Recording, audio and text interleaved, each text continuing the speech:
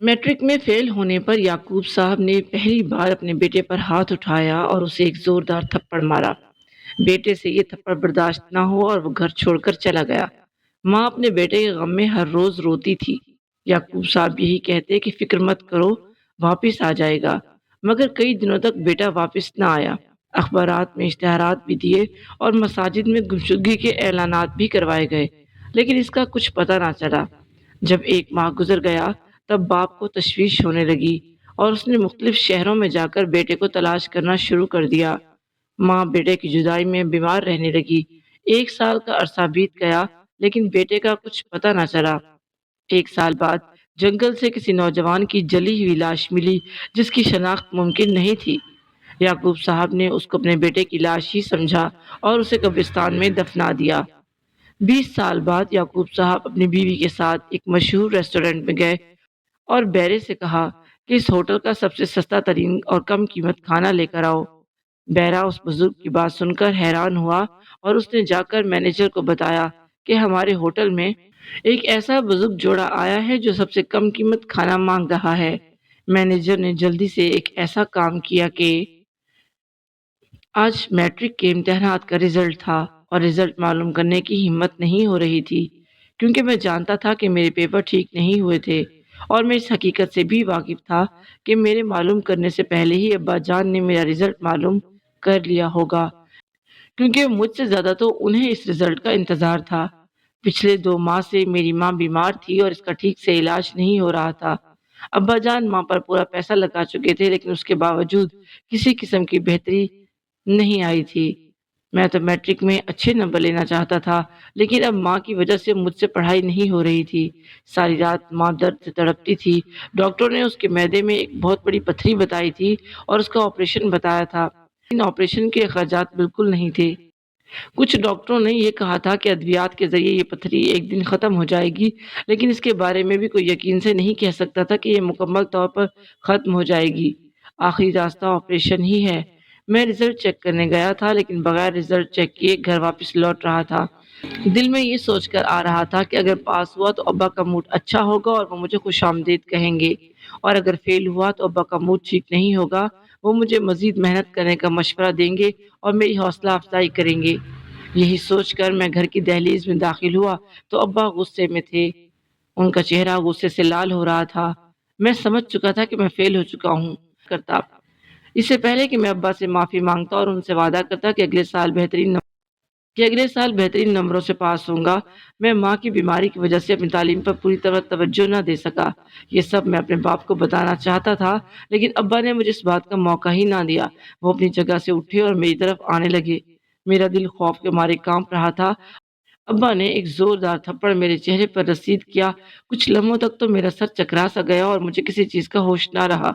जब होश आया तो देखा कि मैं जमीन पर लेटा हुआ हूँ, कि मेरी अब्बा अपनी जगह साकत खड़े रहे, जबकि बीमार माँ चारपाई से उठकर मेरी तरफ आ रही थी। वो अब्बा को मलामत कर रही थी कि मेरे लाल को क्यों मारा। मैं अपनी जगह से उठा। माँ मेरे कपड़ों से मट्टी झाड़ रही थी और साथ साथ मेरी बलाएं ले रही थी। माँ को इस बात का बहुत गम था कि अब्बा ने पहली बार मुझ पर हाथ उठाया था, मगर शायद माँ से ज्यादा मुझे इस बात का गम था कि अब्बा ने मेरे साथ इंसाफ ना किया। क्यों वो ये बात भूल गए कि मैं जिस घर में रहता हूँ, पिछले कई माह से इस घर में मसाइल चल रहे हैं। शायद मैं एक हॉस्टल में रहता तो आज ये नतीजा ना होता। खैर, अब्बा के इस रवैये की वजह से मैं मुकम्मल तौर पर मायूस हो चुका था और उस वक्त घर से बाहर चल पड़ा। मैं नहीं जानता था कि मैं कहाँ जा रहा हूँ, मेरी मंजिल कहाँ है, लेकिन मैं ये जरूर जानता था कि अगले कई दिनों तक मैं घर वापस नहीं जा सकता। अब्बा ने जो थप्पड़ मुझे मारा था, दरअसल ये मेरे जमीर पर थप्पड़ था, जिसने मुझे झंझोड़ कर रख दिया था। अब मैं ऐसा तो नालायक नहीं था कि अब्बा से किसी किस्म का बदला लेता, लेकिन मैंने ये ठान ली थी कि अब घर लौट कर नहीं जाऊंगा। जब शाम होने लगी तो मेरा दिल बहुत घबराने लगा, क्योंकि ये जिंदगी में पहली बार था कि मगरिब के अजान के वक्त भी मैं घर से बाहर था, जबकि आज से पहले ऐसा कभी भी नहीं हुआ था। अब्बा की तरफ से मुझे हिदायत दी गई थी कि मगरिब की नमाज के वक्त तुम्हारा घर में होना जरूरी है, और मैं अब्बा के इस हुक्म की तामील करता था। जामिया मस्जिद में गया और उसके बाद मगरिब की नमाज अदा की। इसके बाद तस्बीहात पढ़ने के लिए मस्जिद में ही मौजूद रहा। इमाम साहब बार बार मुझे देख रहे थे, शायद इसलिए कि मैं अजनबी था। वो जानते थे कि मैं उस मोहल्ले का नहीं, اس کے بعد عشاء کی اذان تک میں ادھر ہی موجود رہا۔ عشاء کی باجماعت نماز ادا کی اور جب سب لوگ گھروں کی طرف لوٹنے لگے، امام صاحب میرے پاس آئے اور کہا، بیٹا کیا مسافر ہو یا پھر گھر سے روٹھ کر آئے ہو؟ اس وقت میں امام صاحب کو حقیقت نہیں بتا سکتا تھا، لہذا میں نے یہی کہا کہ امام صاحب میں مسافر ہوں، صبح یہاں سے چلا جاؤں گا۔ امام صاحب نے کہا، بیٹا میں تمہارے لیے کھانا لے کر آتا ہوں۔ تو میں نے منع کر دیا اور جھوٹ بولا کہ میں کھانا کھا چکا ہوں، مگر وہ ایک تجربہ کار انسان تھے، انہوں نے میری آنکھوں اور میرے چہرے کو پڑھ لیا تھا کہ میں کتنا بھوکا ہوں، لہذا گھر کی طرف روانہ ہوئے۔ تھوڑی دیر بعد وہ کھانا لے کر آئے، کھانے کو دیکھتے ہی میں اس پر ٹوٹ پڑا۔ کھانا کھا کر میں نے امام صاحب کا شکریہ ادا کیا اور یوں گھر سے باہر پہلی رات میں نے مسجد میں ہی گزاری۔ دوسری طرف یعقوب صاحب اپنے بیٹے کے لیے اتنے فکر مند نہیں تھے، لہذا یعقوب صاحب کی بیوی اپنے بیٹے ظفر کے لیے تڑپ رہی تھی۔ وہ بار بار اپنے شوہر سے یہی کہہ رہی تھی کہ آپ نے ایسا کیوں کیا؟ میرا بیٹا پہلی بار ناکام ہوا تھا اور اس ناکامی پر آپ نے اس کا ساتھ نہ دیا، جبکہ اسے آپ کے ساتھ کی بہت ضرورت تھی۔ یعقوب صاحب بار بار اپنی بیوی سے یہی کہہ رہے تھے کہ مجھے ظفر سے بہت امیدیں تھیں، اس نے بھی میری امیدوں پر پانی پھیر دیا۔ میں تو یہی سمجھ رہا تھا کہ کلاس ٹاپ کرے گا، ضلع بھر میں پوزیشن لے گا، مگر ایسا نہ ہو سکا۔ چلو پوزیشن حاصل نہیں کی، کم از کم پاس ہو جاتا، لیکن یہ کمبخت تو پاس تک نہ ہوا۔ تم جانتی ہو کہ تمہاری بیماری کی وجہ سے پچھلے کئی ماہ سے میں کتنا ڈسٹرب تھا۔ تمہارے آپریشن کے لیے میں لوگوں سے قرض مانگ رہا تھا۔ ان حالات میں کم از کم مجھے اپنے بیٹے کی طرف سے یہ خوشی تو نصیب ہوتی، لیکن افسوس کہ بیٹے نے مجھے یہ خوشی بھی نہ دی۔ خیر میاں بیوی کی یہ تکرار جاری رہی۔ ماں بار بار اپنے شوہر سے یہی کہہ رہی تھی کہ میرا دل گھبرا رہا ہے، پتہ نہیں میرا بیٹا کہاں ہوگا، رات کو اس نے کچھ کھایا ہے یا نہیں۔ مگر یعقوب صاحب ابھی بھی مطمئن تھے اور اپنی بیوی سے یہی کہہ رہے تھے کہ اپنے کسی دوست کے گھر ٹھہرا ہوگا، تمہیں پریشان ہونے کی ضرورت نہیں، دیکھنا صبح لوٹ آئے گا۔ مگر صبح کی شام ہوئی، دن گزرتے گئے، لیکن ظفر واپس نہ آیا۔ مسجد میں فجر کی اذان سنی تو نیند سے بیدار ہوا، صبح کی نماز ادا کی اور اس کے بعد وہاں سے جانے لگا۔ امام صاحب نے مجھے روکا اور کہنے لگے کہ بیٹا ناشتہ کر کے ہی جانا۔ میں نے امام صاحب سے معذرت کی کہ مجھے اپنی منزل کی طرف جانا ہے، حالانکہ میں خود نہیں جانتا تھا کہ میری منزل کیا ہے، مگر امام صاحب نے ضد کی اور مجھے صبح تک روکا۔ صبح ناشتہ کرنے کے بعد میں مسجد سے روانہ ہوا، امام صاحب کا شکریہ ادا کیا اور ان سے یہ بھی کہا کہ میرے لیے دعا کیجیے گا کہ مجھے اپنی منزل مل جائے۔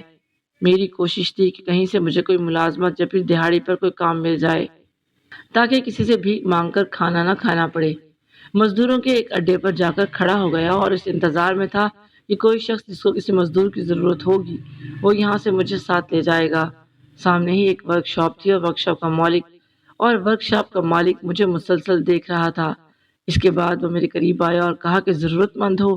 میں نے کہا جی ہاں، مزدوری کے لیے یہاں کھڑا ہوں تاکہ کوئی کام مل جائے۔ پھر وہ مجھ سے کہنے لگا کہ میں ورک شاپ کا مالک ہوں، میرے لیے کام کرو گے؟ میں نے اس بات میں سر ہلا دیا۔ اس نے مجھے اپنی ورک شاپ پہ رکھ لیا اور کہا 2 وقت کی روٹی کے علاوہ ماہانہ 15,000 روپے تمہاری تنخواہ ہوگی۔ مجھے کافی خوشی ہوئی کیونکہ اس سے پہلے میرے پاس کوئی آپشن موجود نہیں تھا۔ یہ میرے لیے ایک نیا شہر تھا اور تمام لوگ ہی میرے لیے اجنبی تھے۔ میں اپنا شہر ہی چھوڑ آیا تھا تاکہ میرا باپ مجھے تلاش نہ کر پائے۔